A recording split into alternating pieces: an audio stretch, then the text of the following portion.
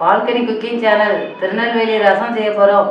ரசம் செய்ய தேவையான பொருட்கள்: புளி கரைச்சி வச்சுருக்கோம், மிளகு சீரகம் தட்டி வச்சுருக்கோம், கருவேப்பிலை கொத்தமல்லி எடுத்துருக்கோம், காஞ்ச மிளகாய் கட் பண்ணி வச்சுருக்கோம், தக்காளி எடுத்துருக்கோம், மஞ்சத்தூள், கடுகு, எண்ணெய். இவ்வளோ தான் தேவையான பொருட்கள். வாங்க வீடியோக்குள்ளே போகலாம். புளி கரைச்சி வச்சுருக்கலாம், அதில் தக்காளி போட்டுக்கலாம்.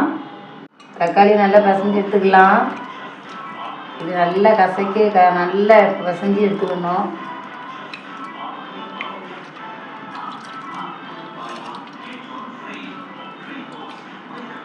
மிளகு சீரகம் போட்டுக்கலாம்.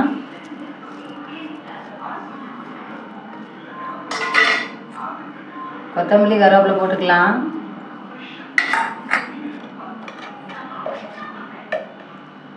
மஞ்சத்தூள் போட்டுக்கலாம்.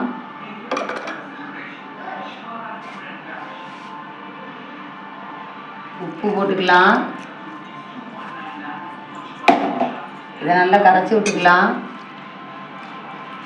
இந்த அடுப்பில் ரசத்தை வச்சுக்கலாம். அடுப்பை ஆன் பண்ணிக்கலாம். தாளிக்கிறதுக்கு ரசத்துக்கு எண்ணெய் ஊற்றிக்கலாம்.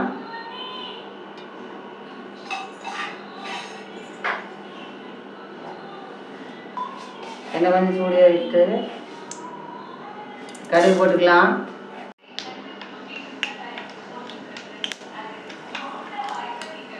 கடுகு பொடிட்டோம்.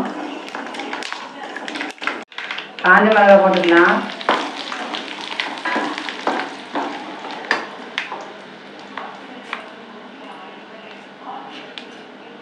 கருவேப்பிலை போட்டுக்கலாம். தாளிச்சது இதில் ஊற்றிக்கலாம்.